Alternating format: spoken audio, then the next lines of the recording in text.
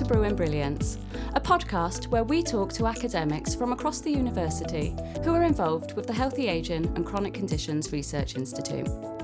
We will be speaking to researchers who are leading innovative interdisciplinary approaches to promote lifelong health, delivering improved interventions to manage chronic conditions more efficiently. These sessions are essentially opportunities for us within the Healthy Ageing and Chronic Conditions Research Institute to meet colleagues from across and beyond our faculty to foster knowledge sharing, collaboration and networking. My name is Adrienne Cleverly, and in today's special episode we're taking a slightly different but exciting turn. While our focus for these podcasts is on research and healthy ageing outcomes, today we're shining a light on an amazing senior researcher and her incredible research journey. Today we're joined by Professor Charlotte Rees, Pro Vice-Chancellor in the Faculty of Medicine, Health and Life Science. Charlotte is an internationally recognised medical and health professions education researcher with more than 20 years' experience and over 180 publications. She's held major leadership roles across the UK and Australia, led large interdisciplinary teams and secured significant research funding that has shaped education, policy and practice. We are absolutely delighted to have her with us today to talk about her research journey. So hello, welcome and thank you for joining us. Oh, thank you for inviting me. So today we're going to talk a little bit about your research journey. So we'll go right back to the beginning if that's okay with you. And can you tell us about your research background and what drew you into that area? Yeah. So I suppose for most of my academic career, I've been a medical or health professions education researcher. And that really started ever since I was a junior lecturer at the University of Nottingham after my PhD, really. And so probably what I'm known for is workplace learning, how healthcare students and how healthcare professionals develop their professionalism, their professional identities. I'm interested in educational transitions, so the jump between being a final year healthcare student into being a new graduate doctor or nurse or whatever. And so that's kind of what I've been doing for the bulk of my academic career. But that's not where I started, because my own PhD was at the University of Sheffield, and at the time it was in a centre called the Centre for Ageing and Rehabilitation Studies. So I started off kind of in relation to ageing and looking at the psychological aspects of breast cancer. And I did a bit of that as a junior lecturer, but that's when I started also doing medical education research, and then my career took me off down that path. So that's kind of me, really. And you've just got quite such a wealthy background of research. I mean, you've got over 180 publications. Yep, So I've been busy. You've been very busy, yeah. So with your research, and you've just said how it's changed, you know, you started your PhD. How do you think the research itself, how do you think your focus has evolved? Because you've changed in disciplines. Are there any themes or values that have been... Yeah, sure. It's really interesting, isn't it, how you evolve as a researcher over time. There have been things that have stayed the same and there have been things that have changed. So for me, the things that have stayed the same have been probably around the topics that I've researched in medical and health professions education research. Although, you know, when I started, I was very much focused on healthcare students, and then I was more interested in qualified healthcare professionals and workforce issues and so on. So I moved from undergraduate to postgraduate. But early on in my career, I was very much focused on medical education, and then I broadened that out to health professions education. So I was doing research, not just with, in medicine, but dentistry, pharmacy, physiotherapy, nursing, that kind of thing. So looking more into professional education and learning. I would say the key things that have probably stayed the same are about my research values. You mentioned the word values. And so the values that I hold with regards to research integrity and research ethics and research collaboration and research quality, those have always been there and they've always maintained the same. I guess the biggest evolution for me as a researcher has really been methodological. My undergraduate degree was psychology, and psychology had a very good research training as an undergraduate program. You know, we studied research methods all the time, statistics all the time. It was very much a scientific approach to doing research, the experimental method, etc., etc. But as I've grown as a researcher from my PhD and onwards, the types of questions that I've got lend themselves more to different approaches to research. So interpretivist approaches to research that might use qualitative methods. Or in the last 5 to 10 years, I've been more interested in realist approaches. Yeah. So realist synthesis, realist evaluation that go beyond questions of whether a educational intervention works or not, to answering the question, well, to what extent does that educational intervention work? Yeah. For whom? Under what circumstances? Why? So appreciating that context matters. So I guess I've had a real sort of methodological journey across my career. Yeah, and you touched a little bit like on the values and how you've sort of, but that's been your consistent. Do you think that's sort of changed in terms of, because you've worked in some incredible places, you know, overseas and here in the UK, has there been anything there that stuck out for you, or? Oh, look, my fundamental research values have stayed the same. And I think I talked about this recently when I had a sort of fireside chat with Kathy in a medical school session. I think how I have self-evaluated myself as a researcher has changed depending on whether I'm in the UK versus Australia. Because in the UK, we're very ref focused and focused on what a 4-star paper might look like or a 3-star paper. Yeah. Of course, we don't have that in Australia.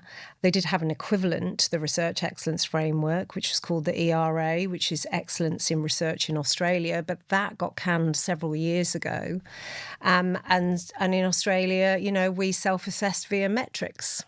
You know, it was more a metrics-based approach in terms of, you know, sort of thinking critically about the quality of your work and how it was landing in terms of citations, and where we were publishing was really important. Yeah. Less so here in the UK because, you know, there's that, you know, you don't necessarily, as long as you're publishing really high quality papers, it doesn't matter where they are, whereas in Australia it really matters, and that's how we're ranked. Yeah.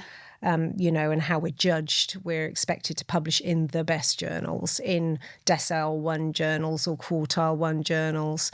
And so it is really interesting, you know, the values that you get are often the ones that are pushed down to you from the organisation that you're in, which are pushed down to you from the national ways in which your research is assessed. Do you know what I mean? Yeah, and it kind of helps motivate you as well, doesn't it? You know, to align them with what you're kind of doing. Yeah. You did touch a little bit on the healthy ageing, how you sort of did start in that. Can I just go back to that a minute and just sort of say, from your perspective, what does healthy ageing like mean beyond the medicinal sense? Yeah, I mean, it's really interesting, isn't it? So, as I said, I started off, you know, in my final year at university, you know, I did the clinical psychology of ageing. That was one of my final year subjects. And that was very much on older adults. And then when I did my PhD in a Centre for Ageing and Rehabilitation Studies, again, everyone there was doing work on older adults. So, you know, so I think a lot of people, when they hear the word ageing, they think of older adults. But certainly, I would say I take a lifespan development approach to healthy ageing. You know, it's birth to death and everything in between, essentially. And that's why, you know, it's not crashingly obvious. But the work that I do in education and educational transitions, which are essentially life transitions, really are about healthy ageing for the people who are learning, you know, because all of my research is around how people learn, their learning, their development, their maturation, transitions that they go through, how that might impact on their own identities, how they see themselves, etc., etc. And that's very much focused on healthcare students and healthcare professionals. But that's all about healthy ageing. And so I'm interested in the educational intersections with healthy ageing, if that makes sense. Yeah, because in that sense, you know, you're always going through that life transition, aren't you? When you transition into education, but your journey in education, you know, you go through so many transitions. And it never stops, right? No. Because I think when we think of education, we think about formal education, courses and, you know, that kind of stuff. But we're all learning constantly all throughout our lifespans. And that's what, you know, you would think intersects with healthy aging, you know, is that we're constantly learning. And you sort of take that approach as well into your values, if you will, if you want to go back to that, because you are constantly adapting to... Absolutely. And that is what's kept me really, you know, I mean, look, let's be honest, being an academic is not easy, but there's a lot of joyous things about being an academic. And I would imagine that all of us as academics, one of the things that we love about our job is we're constantly learning. Yeah. You know, in our teaching, we learn more from our students. In our research, it's a constant learning journey. And that's certainly what's kept me very, very committed to being an academic in the work that I do, because it's just constant. I'm learning all the time. And I think that's really strong in research, isn't it? It's having that sort of mentality to accept change. Yeah, for sure. And sort of grow with you do it. You sort of touched a little bit there on the pros, if you will. Have you come across any sort of challenges that have stuck out in your journey, or even not challenges, opportunities? Oh, gosh, there's been lots of challenges and lots of opportunities across the way, really. I guess for me, what would I think of the challenges? The challenges of staying connected and energised to the work that you're doing. Yeah. One of my, I guess if I can call it a failing, is I get bored quite easily. So, and it probably is one of the reasons why I've moved around a lot in my job, because I struggle to do the same thing year in, year out for a very long time. I knew that as a junior academic. Yeah. You know, my first year of teaching, for example, you know, I mean, it was a huge learning curve for me, learning myself, all of the teaching that I needed to do, the lectures, the small group tutorials, etc. And then the second year was great because, you know, I'd been there, I'd done it once, and then it was tweaking around the edges and improving. And then into my third year, I'm thinking, oh my God, how do my colleagues do this for 5 years, 10 years, 15 years? Yeah. And so for me, I've always tried to stay energised in my work, largely through doing different things, you know, every 3 to 5 years. And sometimes that involves doing different things in the same institution, or it means moving institutions. And so I have taken lots of opportunities in my career to continually grow by doing something different. And and it kind of goes back, we're linking back again, because you're constantly evolving if you're doing it in that way, aren't you? You did touch a little bit about sort of some of the different things that you've been working on. And one of those things that you talked about was education, but also women. Yeah. So women's experiences have been a theme across a lot of my research, whether it was my work on breast cancer for my own PhD, all the way through to various elements in my health professions education research. I've had a number of students, for example, that have looked at women's experiences of whether it's been, you know, being doctors or being surgeons or whatever. And so that has been a real passion for me in my research, but also for a passion for me from my management and leadership roles that I've had across my career. You know, I often think that, you know, as researchers, we do the research that we do because we're inherently interested in the questions, you know, that curiosity that we've all got as researchers, but that we all want to make a difference as well. And I think the things that really interest us are the things that we've had lived experiences of. Do you know what I mean? So, I mean, I you know, when I did my breast cancer work, I hadn't had breast cancer, or, you know, fortunately hadn't had any close members with breast cancer. But before I started my own PhD, I'd been working in Breast Test Wales, and had some really eye-opening experiences at Breast Test Wales as a data collection officer. So that when I got my PhD studentship, I knew exactly what I wanted to study, which was the psychological aspects of breast cancer. And, you know, and as I say, throughout my experiences, I've always been interested in looking at women's experiences. probably because I am a woman, let's be honest. One of the reasons, yeah. Yes, absolutely. So, yeah. And how does that sort of link in then? Because you touched a little bit on your leadership roles. Can you sort of talk us a little bit around that? Yeah, no, absolutely. I mean, look, when I was a junior academic, I had some fantastic sponsors and mentors and line managers, but they were all male. Oh, wow. And I was in medical school, so they're male dominated. In those days, they were male dominated anyway. And so, as I say, I had some great supporters, but they were male. And there were probably things at that time that I didn't talk to them about because they were probably things that I thought that they'd never experienced as males. Yeah.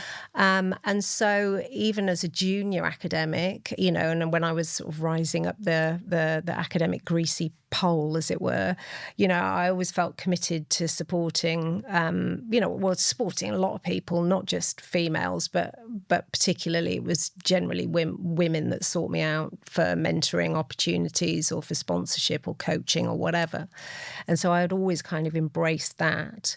And then as I was a more senior academic, having more formalised roles. So when I was at Monash University, I was our faculty chair for equity and diversity. And I had the great privilege of overseeing various initiatives in our faculty to support women researchers. So we had a great scheme at one point, which was it was called Advancing Women's Research Success, and it was a scheme specifically for lecturers and senior lecturers, female lecturers and senior lecturers who just returned to work after having a stint of maternity leave. And we used to, it was a highly competitive scheme, but I used to run the evaluation of that scheme, and just knowing what that scheme did for my junior female colleagues was huge. I mean, they used to get coaching and they'd also get funding, which they could use. They often used to support research assistants to help them finish off a paper or to help them with a collaborative grant application. Some people used it to travel, so they were building their international links and connections. And as I say, the coaching just helped them think about their careers and careers counselling. And they just had wonderful outcomes from that initiative. So it's just a real pleasure to be involved in anything like that. That's the equity, diversity, belonging and inclusion. And with that initiative, when done well, it really does make a difference to the research culture, because you've just... Oh, absolutely. Absolutely. And look, things have come on leaps and bounds. That was my next question. Yeah. Well, do you know what? They have. Yeah. I mean...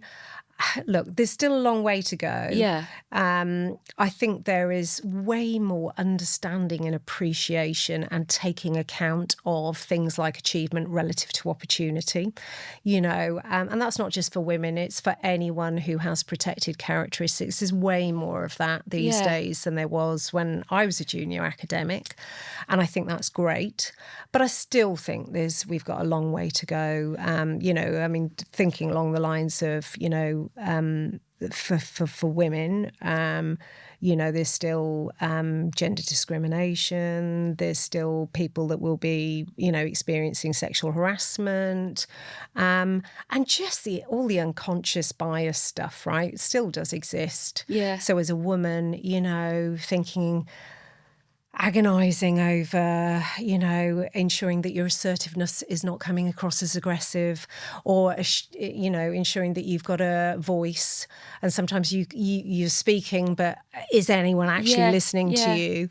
I still think that all exists. Yeah. I really do. So we're still not there yet, but, I think we're progressively getting better.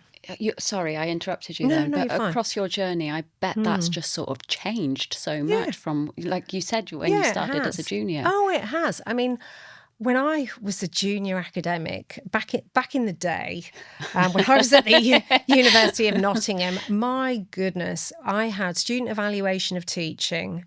Every course, they were done by paper. Yeah. Oh. So none of it was... You forget that it was done by paper as well. It wasn't That's a big electronic change. at that time.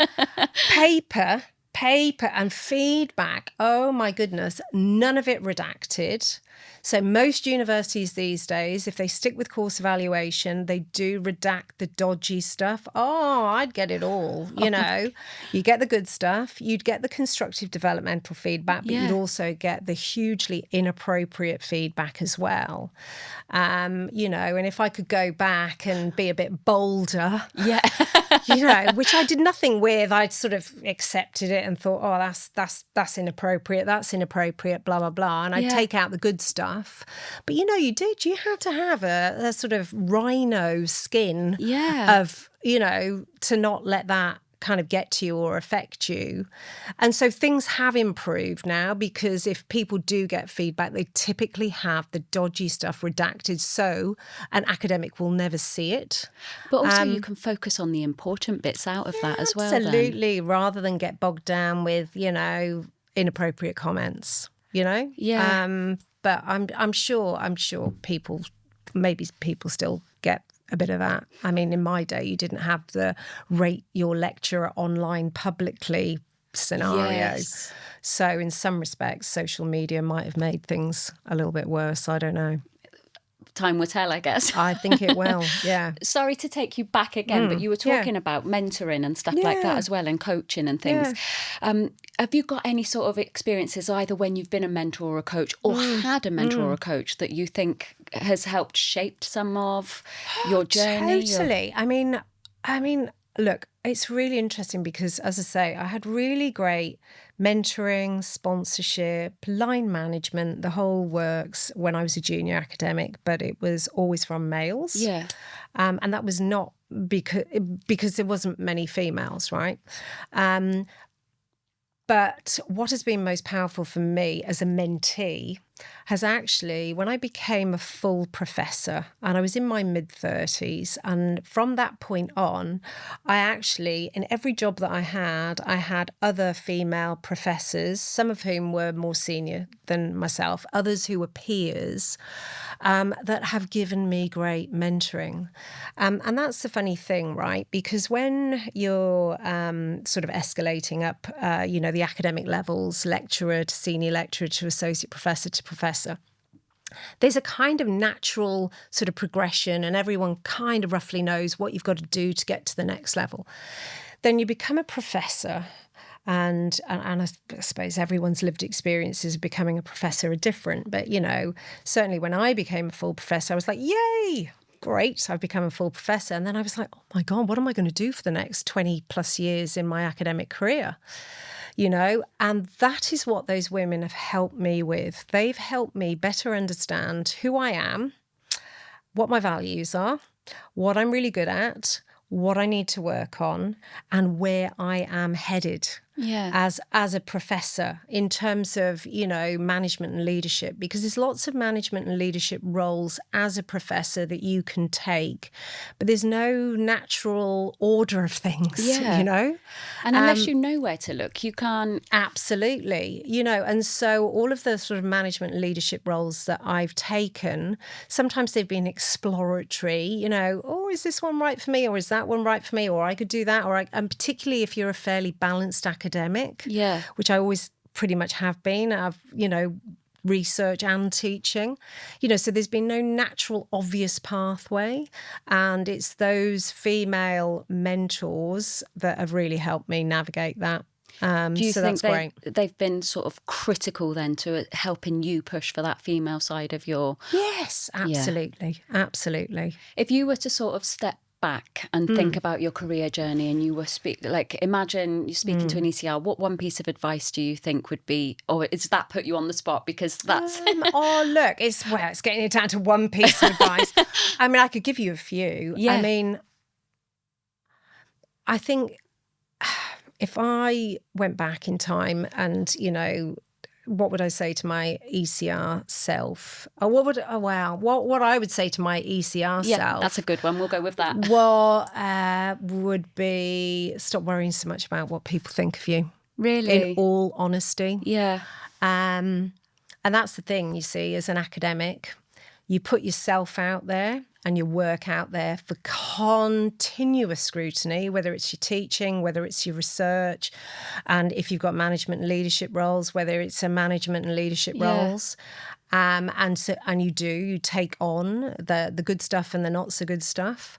I've always known that I'm more critical of myself than anyone else would be or have been. And so I'd go back and tell myself to stop worrying so much about things, and and be kinder to yourself, probably. But more generally, advice to ECRs. What has helped me in my career, I guess, if I could think of a few P's, planning.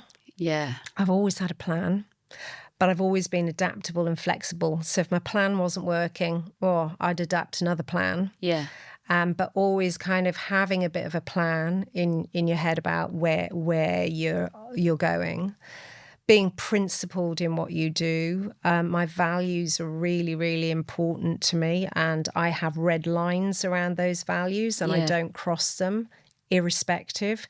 I think even if you think, oh gosh, if I don't do this, this is going to upset someone, this might, hinder my career progression over here.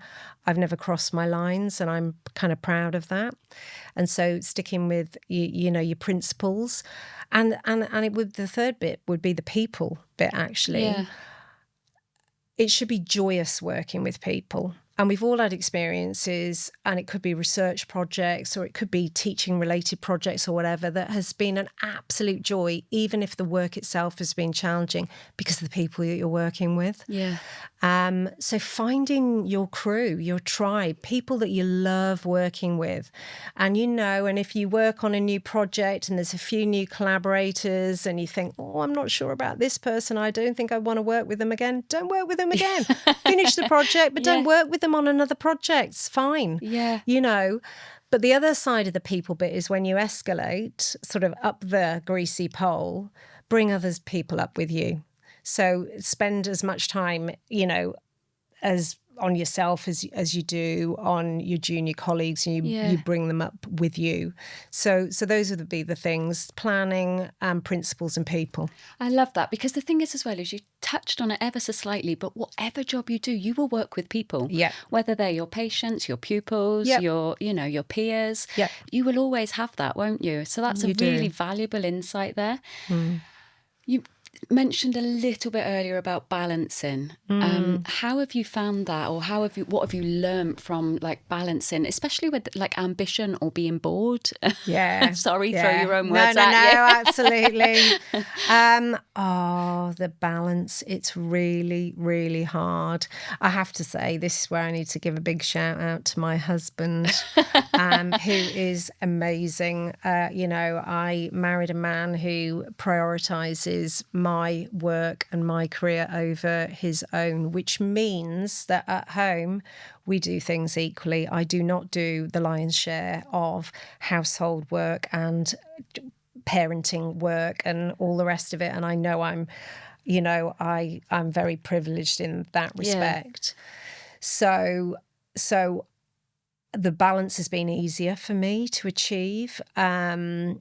I do work hard and I do work long hours, and I often say to my colleagues, that I'm sometimes not the best role model, but I choose to do that because I enjoy what I'm doing, and that's the thing, isn't it? If you're passionate about something, it doesn't feel like work. No, it can take up so much of your time, but it just flies by. Yeah, it's gone. There was a philosopher, wasn't there, about if you do something you love, you'll never work a day in your life. And it's you sort of understand it more when you do something you love. You do. And you do. It keeps that balance of well-being where you need it to be. Absolutely. But I've always been really blessed in having wonderful people around me, whether it's my colleagues, whether it's my family, my friends, to help support when times are tough. So that's really important. But I also do try and look after myself. I do get up very early in the morning because I've always been an early bird, but I go to bed early, so I have decent sleep. I eat reasonably well, even though my colleagues, if any of them are listening to this, they'll be saying, oh, she's first into the chocolate and the biscuit tin, which is true. But that's allowed as well, you know, but balance. I have a mostly plant-based diet and chocolate, and I do a lot of running, as we were talking about earlier. And I love escapism type things. So I love watching movies. I love reading novels. And they really just take me away to a different place, you know. So you can switch off. I can switch off, absolutely. Yeah. I've got quite a good skill of compartmentalising things and try not to worry about things. I try not to worry about things that I haven't got any control over. Yeah. And realising what I have got control over and what I haven't, and what's in my sphere of control and influence and what isn't. I'm not going to worry about all these other things, and I can compartmentalise, which I don't know, maybe is healthy or maybe not. I'm not sure. It's working for you. But it works for me. That's exactly right. It works for me. I was going to sort of finish with, you know, you've had an incredible journey, and I was going to ask you for one piece of advice to give your younger self, but you've touched on that already. You've given me that. But I think balance has been a big part of it too, hasn't it? You know, because yes, you work hard, yes, you recognise it, but wow, what a journey you've been on. And it's not finished yet. No, sorry. I hope not. Didn't. No. This is just the start, really. No. Yeah. But like, for someone who loves research, this is what we want to do. We want to encourage people to actively, because research is always evolving, because we are. Absolutely. And it's about having a passion for what you're doing, isn't it? And, you know, and it can feel like a real grind, you know. I don't think anyone's thinking, yay, another ethics application. You know, there are elements of research that I really, oh God, you know, you get the heart sink, don't you? There's aspects of all you, you know, no one has got a job that you universally like at all bits. There are always going to be bits that you think, oh gosh, okay, I'll get through this bit. But, you know, but it's important. And it's, you know, it's on balance being, you know, really passionate about what you do. And if you find your passion and you find your people, you know, you'll get through anything. Do you know what? This has been such a wonderful journey to listen to and to hear about. Thank you for coming in and sharing your experiences with us. Thank you for inviting me, and I hope this is, you know, helpful for someone. Well, it is for me. So okay, well, one person, great. Yeah, it's worthwhile. No, in all seriousness, thank you so much. I wish we had longer to talk, because your journey has genuinely been something I've enjoyed listening to. Oh, thank you, Adrienne. And if you have enjoyed listening to this podcast and you would like to have more information, then you can reach out to us at Swansea University at the Healthy Ageing and Chronic Conditions Research Institute. But once again, thank you. Thank you.